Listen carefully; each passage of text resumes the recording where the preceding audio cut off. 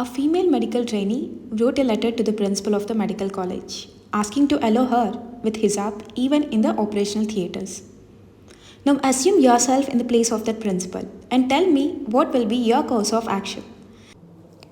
What is the core of the case study? Whether to allow the hijab or not to allow the hijab. So before analyzing it, let us see who are the stakeholders. Number one is the medical trainee whose fundamental right to practice the religion is being violated. Number two is the principal of the college who is the hero of this case study. Number three is the patient. Any changes made in the operational theatre will impact the treatment that patient should undergo. Number four is the medical college which has certain rules and regulations that everyone is supposed to follow.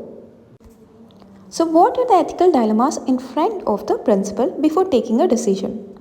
Number one, responsibility as a citizen versus responsibility being principal. So as a citizen, we should not block somebody to practice their fundamental rights. But as a principal, he should uphold the organizational values. And the second ethical dilemma is the personal value versus professional value.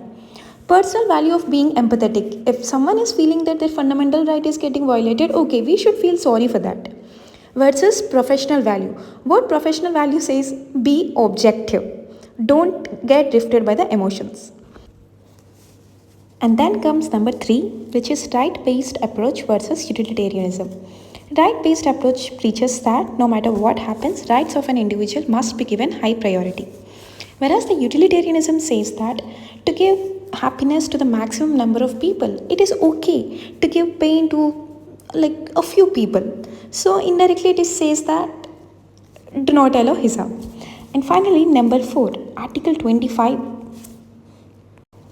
which provides fundamental right to practice religion to the medical trainee versus Article 21, which will protect the right to life of a patient.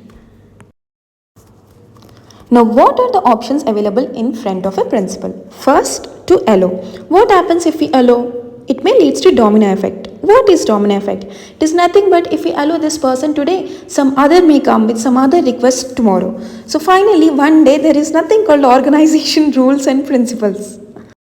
Next point is patient's life may be under threat because of these changes. And the other option available is to reject the request. That may trigger communal tensions. So let's see what steps were taken. Acknowledging the letter. So it says that yes, we are listening to your concerns. Number two, a conversation with the medical trainee. This says that we are putting efforts to resolve the issue. Number three, making the trainee aware about consequences. Sometimes people may not be aware of the consequences, which is why they come up with this request. So that may reduces the demand of that request. And finally, number four, at the same time setting up a panel to check alternatives available to protect the right to practice religion of the trainee. So this is like not outrightly saying no, but keeping hopes on, saying that we are working on it. We will come with one good decision. So when we look at all these steps, it sounds like a very normal thing, right? So exactly. The life is all about complex problems, but we just require simple solutions to solve them. When we look at the steps, the conclusion is the principal actually said no. But the point is, at no point of time, he ignored the request of the trainee.